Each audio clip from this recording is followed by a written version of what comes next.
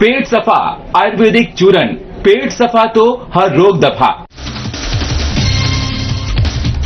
हेमंत सोरेन ने दी खरसावां के शहीदों को श्रद्धांजलि। मंत्री दीपक बिरुवा और विधायक दशरथ गागराई रहे मौजूद। 1938 यानी 1938 के गोलीकांड में वीर शहीदों को दी श्रद्धांजलि। रांची में नए साल के जश्न में डूबे लोग एक दूसरे को दी बधाई संदेश। अलग अलग अंदाज में लोगों ने मनाया जश्न। देवघर में नववर्ष पर मंदिरों में उमड़े श्रद्धालु। बाबा मंदिर में उमड़े श्रद्धालुओं का जनसैलाब। उपायुक्त ने मंदिर प्रांगण का किया निरीक्षण।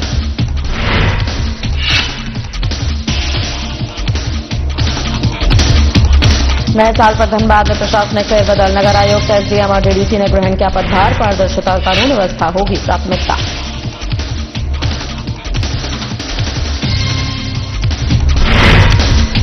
राष्ट्रीय सड़क सुरक्षा माह 2025-26 का शुभारंभ। देवघर में 1 से 31 जनवरी 2026 तक चलेगा अभियान। लोगों को यातायात के प्रति किया जाएगा जागरूक।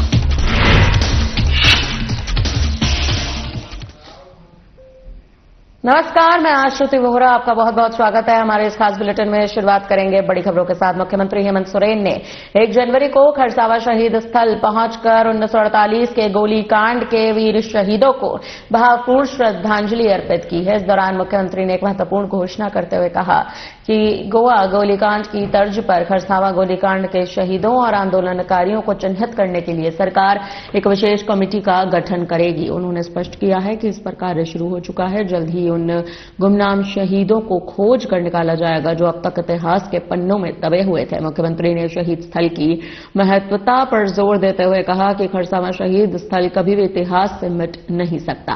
यहां उमड़ने वाली हजारों की भीड़ इस बात का गवाह है कि यह स्थल आज भी स्थानीय आदिवासियों और मूलवासियों के लिए प्रेरणा का सबसे बड़ा केंद्र है। एक सवाल के जवाब में मुख्यमंत्री ने स्थानीय लोगों को खुशखबरी देते हुए कहा कि खरसावां शहीद स्थल पार्क जो अब तक साल भर बंद रहता था उसे जल्द ही आम जनता के लिए प्रतिदिन खोला जाएगा। उन्होंने कहा कि पार्क की पवित्रता और सुरक्षा बनाए रखने के कारण इसे सीमित समय के लिए खोला जाता था, लेकिन अब इसका उचित प्रबंधन करके जनता को समर्पित भी किया जाएगा।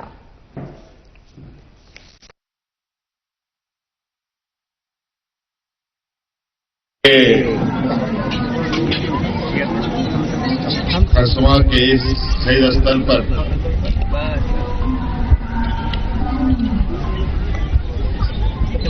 इतना बड़ा जनसैलाब और यहाँ पर लोगों का जमावड़ा किसी से छुपा नहीं है। आज का ये दिन खरसावां के शहीदों को नमन करने के लिए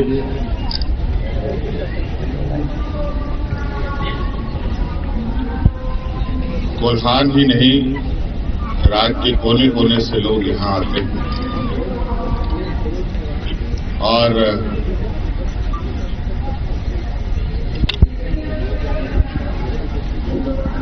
हमारे आदिवासी समुदाय के वीरों ने यहाँ के आदिवासियों के हक अधिकार, यहाँ के मूलवासियों के हक अधिकार, यहाँ के जल जंगल जमीन के लिए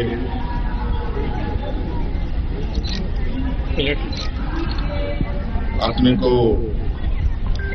कुर्बान कर दिया। यह स्थल इतिहास के पन्नों का वो हिस्सा है जो न कभी भूलने वाला है न खत्म होने वाला है। आज हम लोग हर साल की भांति इस साल भी शहीद को याद करने के लिए, उनको नमन करने के लिए, उनको श्रद्धांजलि देने के लिए एकत्रित हुए हैं। और आप देख रहे हैं कि पूरे परिसर में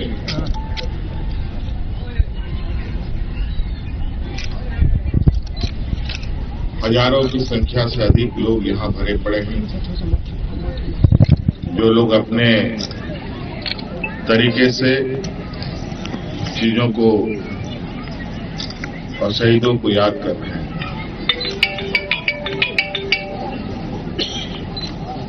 हम लोगों ने भी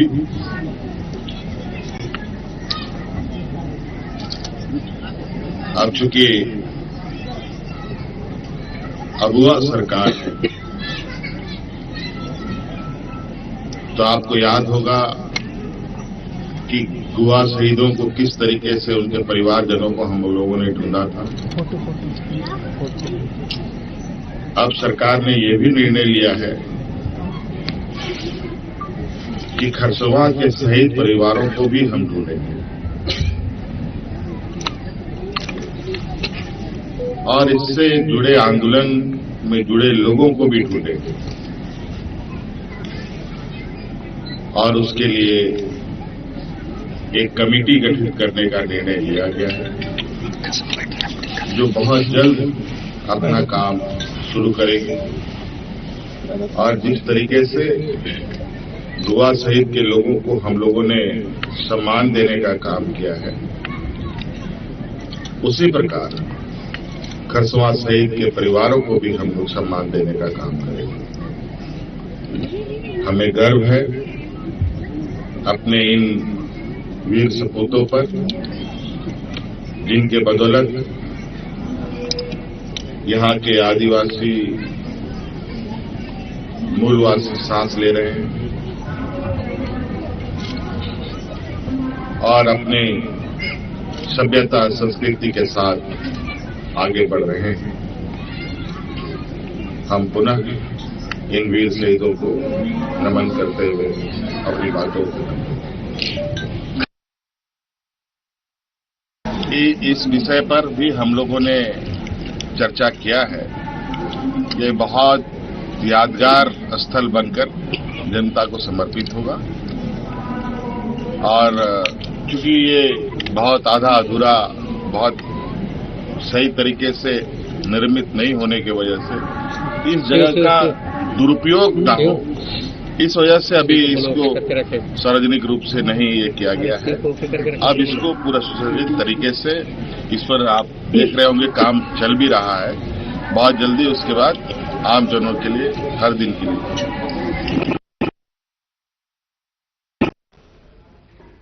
मीडिया को संबोधित करते हुए अर्जुन मुंडा ने अपना बड़ा बयान दिया। जी हां, अर्जुन मुंडा ने अपने बयान में कहा कि देश की आजादी के महज 1 साल के भीतर खरसावा में हुआ यह नरसंहार इतिहास का सबसे दर्दनाक अध्याय बन चुका है।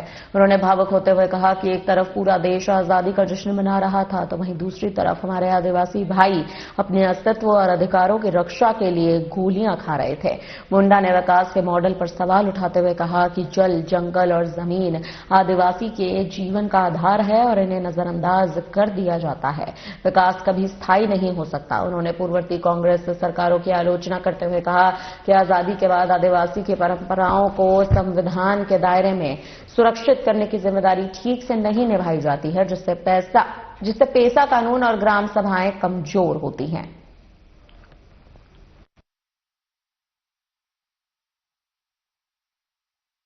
ग्रेगोरियन कैलेंडर के अनुसार दुनिया आज नए साल के रूप में मनाती है, जिसको हम भारत के लोग आंगल विधि अनुसार नए साल कहते हैं। और नए साल नए उत्साह के साथ जश्न मनाने में निश्चित रूप से आज के दिन में दुनिया डूबी हुई रहती है। वैसे दिवस में हम खरसवा में श्रद्धांजलि अर्पित करते हैं, क्योंकि 1948 में देश स्वाधीन होने के 1 साल के अंदर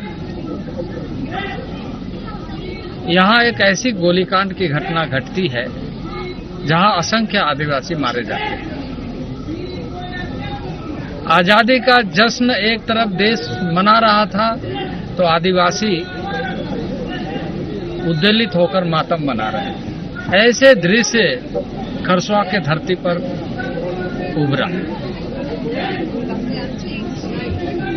और असंख्य लोग अपने शहीदी के माध्यम से आदिवासियों के उन मूलभूत बातों को, जो नैसर्गिक तरीके से जल जंगल जमीन के मुद्दे को लेकर संवेदनशील रहने वाला समाज ने आजादी में किस तरीके से ध्यान देश में रहने वाले आदिवासियों के ऊपर रखना चाहिए, इसकी बुनियाद रखी। फिलहाल यहाँ पर रुकते हैं छोटे से ब्रेक के लिए, जल्द लौटेंगे बड़ी खबरों के साथ।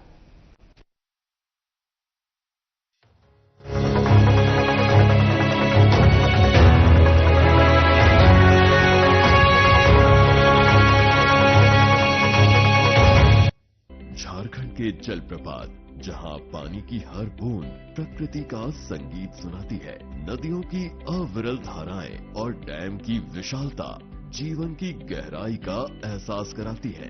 लेकिन खूबसूरती के सफर में एक चूक हादसे में बदल सकती है।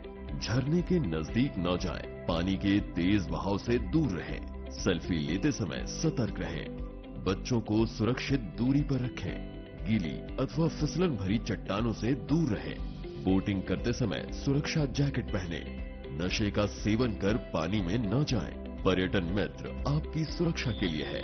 झारखंड सरकार के सुरक्षा निर्देशों का पालन करें। किसी भी आपात स्थिति में कंट्रोल रूम 100 अथवा 112 से संपर्क करें। सुरक्षा आपकी जिम्मेदारी है। सावधानी बरतें और झारखंड की अद्भुत सुंदरता का आनंद लें।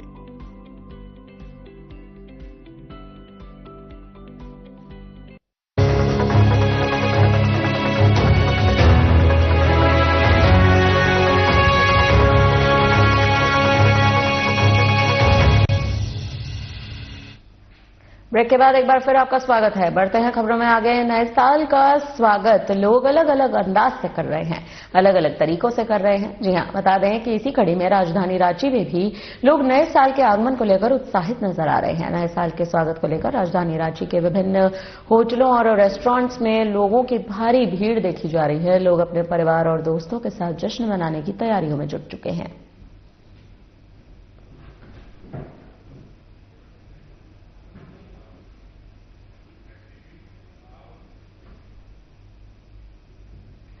राजधानी रांची में नए साल के स्वागत में देर रात रांचीवासी गानों पर झूमते दिखे। साल 2026 का आगाज किसी ब्लॉकबस्टर पार्टी से कम नहीं दिख रहा था। राजधानी के सभी होटल, क्लब और गली चौराहे पर पुराने और नए गानों पर जमकर लोग थिरके। कड़कड़ाती ठंड में भी न्यू ईयर का स्वागत पूरे धूमधाम के साथ किया गया।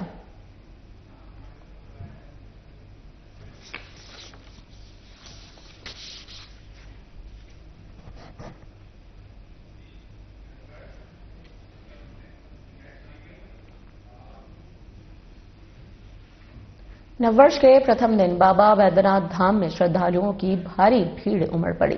नववर्ष के विशेष अवसर को देखते हुए जिला प्रशासन पूरी तरह से मुस्तैद नजर आया। इसी क्रम में उपायुक्त सह जिला दंडाधिकारी नमन प्रियेश लकड़ा और पुलिस अधीक्षक सौरभ कुमार ने बाबा मंदिर पहुंचकर विधि व्यवस्था और श्रद्धालुओं की सुविधाओं का जायजा लिया। निरीक्षण के दौरान उपायुक्त एवं पुलिस अधीक्षक ने प्रतिनियुक्त दंडाधिकारियों और पुलिस पदाधिकारियों को आवश्यक दिशा निर्देश देते हुए श्रद्धालुओं की सुरक्षा, सुगम जलार्पण व्यवस्था और प्रभावी कतार प्रबंधन पर विशेष ध्यान देने के निर्देश दिए। उपायुक्त नमन प्रियेश लकड़ा ने मंदिर कंट्रोल रूम का भी निरीक्षण किया, संचालित गतिविधियों की समीक्षा की। मंदिर प्रांगण और आसपास के क्षेत्रों का निरीक्षण करते हुए उपायुक्त ने अतिक्रमण मुक्त व्यवस्था सुनिश्चित करने के निर्देश संबंधित अधिकारियों को दिए।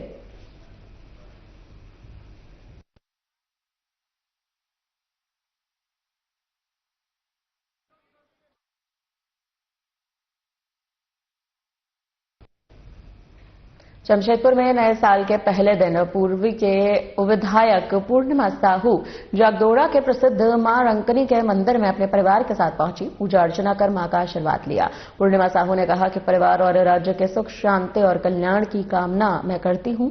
यहां आकर मुझे काफी अच्छा लगा।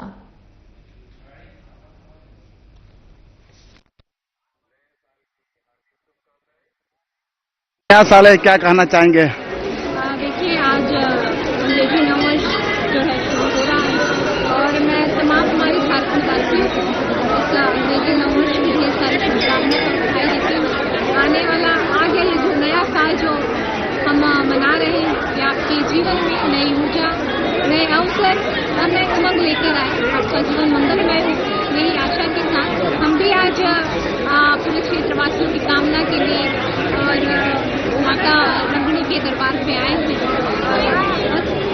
मनोकामना माता पूर्ण करे आप सभी का। खबर झारखंड के कोडरमा से है। झारखंड के कोडरमा जिले में स्थित ऐतिहासिक तिलैया डैम नववर्ष के स्वागत के लिए पर्यटकों का पसंदीदा स्थल बन चुका है। 1 जनवरी को यहां बड़ी संख्या में सैलानी पहुंचे, जिससे नए साल का जश्न यादगार बन गया।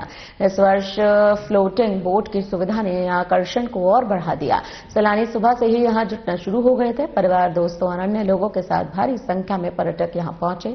बताते चले कि प्राकृतिक सुंदरता, शांत वातावरण और आधुनिक सुविधाओं के कारण हर साल 1 जनवरी को यहां बड़ी संख्या में पर्यटक आते हैं। तो वहीं जिला के पुलिस अधीक्षक अनुदीप सिंह ने कहा कि पर्यटक स्थलों पर पुलिस प्रशासन लगातार अलर्ट मोड में है। आपको बता दें, नए साल को लेकर लोगों में खासा उत्साह देखने को मिला है। तिलैया डैम पर सैलानी उमड़े हैं। नववर्ष को लेकर जश्न और धूम जो है वो लोगों में साफ तौर पर देखने को मिल रही है। नए साल के जश्न को बनाया गया यादगार। आपको बता दें, झारखंड के कोडरमा जिले में स्थित ऐतिहासिक तिलैया डैम नववर्ष के स्वागत के लिए पर्यटकों का पसंदीदा स्थल बन चुका है। 1 जनवरी को बड़ी संख्या में लोग यहां पहुंचे, नए साल का जश्न यादगार बनाया।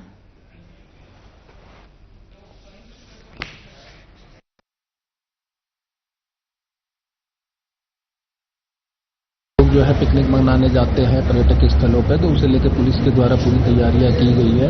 जो हमारे फोर्सेज हैं उन्हें हम लोग इंटरनल मोबिलाइज करके और पर्यटक स्थलों पर कंसंट्रेट किए। इसके अलावा जो स्पेशल पेट्रोल्स हैं, स्पेशल गश्त हैं, वो बनाई गई हैं, जो लगातार गश्तियां कर रही है। इसके अतिरिक्त जो सीनियर ऑफिसर्स हैं उन्हें भी इंस्ट्रक्शन किया गया है कि वो स्वयं भी भ्रमणशील रहेंगे। और जो शराब है उसके विरुद्ध अभियान लगातार चलाया जा रहा है। और ड्रंक एंड ड्राइव के विरुद्ध भी अभियान चलाया जा रहा है कि यदि कोई शराब पी के गाड़ी चलाते हैं या पर्यटक स्थल पर शराब पीते हैं तो उसके विरुद्ध कठोर कार्रवाई की जा रही है। तो शराबी और मनचलों के लिए क्या कुछ मैसेज होगा कोडरमा पुलिस के लिए? शराबी और मनचलों के लिए यही मैसेज है कि यदि वो इस तरह की हरकत करेंगे, कोई भी गलत हरकत, तो पुलिस जो है उन्हें सलाखों के पीछे।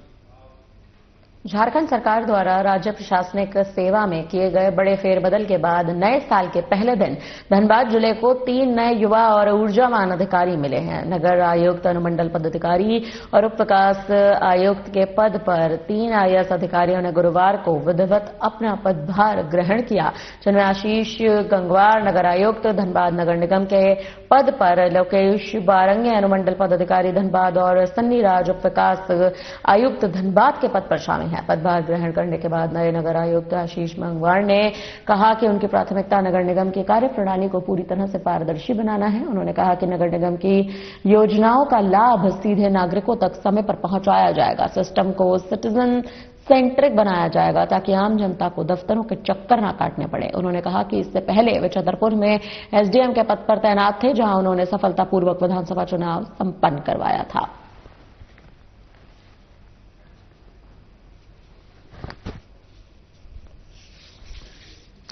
नए साल पर धनबाद में प्रशासनिक फेरबदल, नगर आयुक्त, एसडीएम और डीडीसी ने ग्रहण किया पदभार। पारदर्शिता और कानून व्यवस्था होगी अहम प्राथमिकता। आपको बता दें, झारखंड सरकार द्वारा राज्य प्रशासनिक सेवा में किए गए बड़े फेरबदल के बाद नए साल के पहले दिन धनबाद जिले को अपने 3 नए युवा और ऊर्जावान अधिकारी मिले हैं।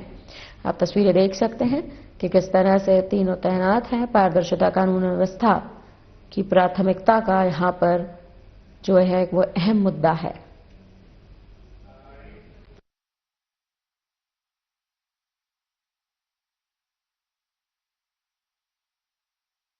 आज कल एक ट्रांसफर पोस्टिंग लिस्ट आई थी, जिसमें नगर आयुक्त के रूप में, नगर आयुक्त धनबाद के रूप में मेरा पदस्थापन किया गया है।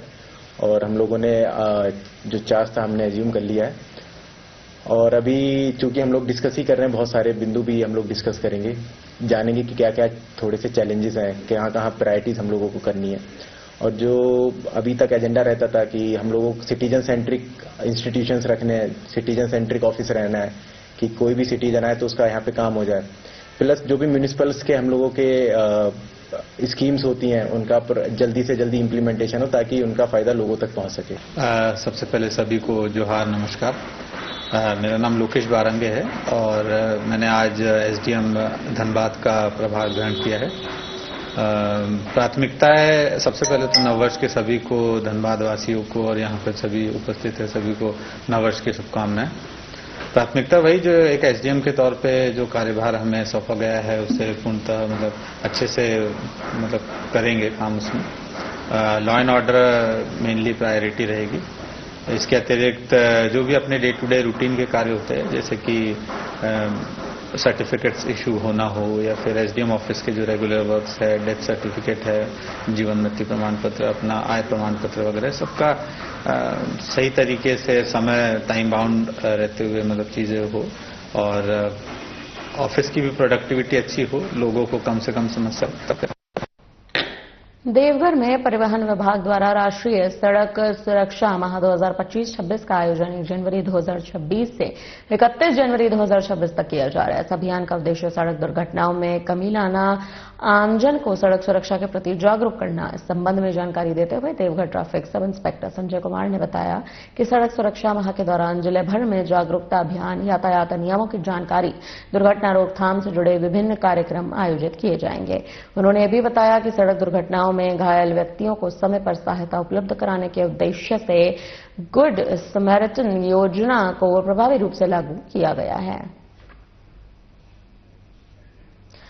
राष्ट्रीय सड़क सुरक्षा माह 2025-26 का शुभारंभ 1 से 31 जनवरी 2026 तक यह अभियान चलेगा।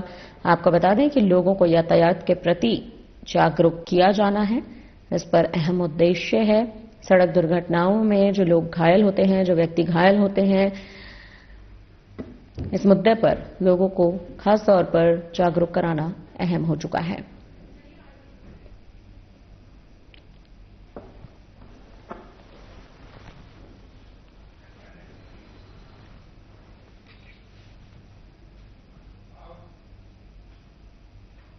धनबाद के बड़वाडा थाना क्षेत्र अंतर्गत सत्यम नगर स्थित से एक खबर है। आपको बता दें, सत्यम नगर स्थित धनबाद बड़वाडा मुख्य सड़क पर गुरुवार सुबह तेज रफ्तार एक कार ने सड़क किनारे खड़े एक महिला और एक युवक को कुचल दिया। हादसे के बाद अनियंत्रित कार सड़क किनारे लगे बिजली के एक पोल से टकरा गई, जिससे वाहन पूरी तरह से क्षतिग्रस्त हो गया। वहीं घटना से इलाके में अफरा तफरी का माहौल बन गया। दुर्घटना में 25 वर्षीय युवक रफीक अंसारी, एक महिला गंभीर रूप से घायल हो चुके हैं। परिजन के अनुसार दोनों लोग बस पकड़ने के लिए सड़क के किनारे खड़े थे। इसी दौरान तेज गति से आ रही एक कार ने अचानक नियंत्रण खो दिया, दोनों को अपनी चपेट में ले लिया।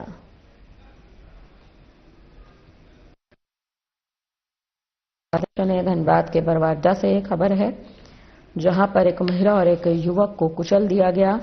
धनबाद में तेज रफ्तार का कहर दिखा है। तेज रफ्तार कार ने महिला और युवक को रौंद दिया है।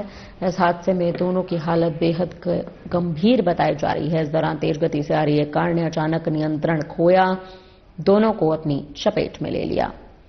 नववर्ष के पहले दिन ये हादसे भरी खबर जो है वो धनबाद से सामने आ रही है।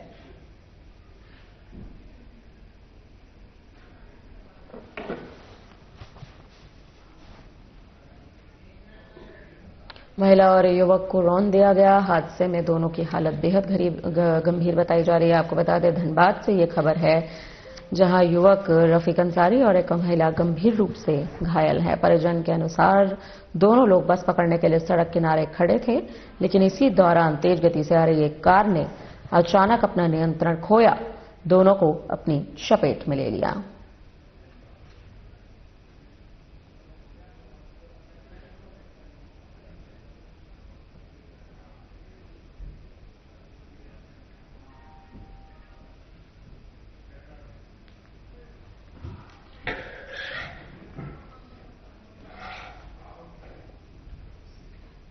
फिलहाल के लिए हमारी तरफ से इस बुलेटिन में इतना ही। मुझे दीजिए इजाजत। नमस्कार।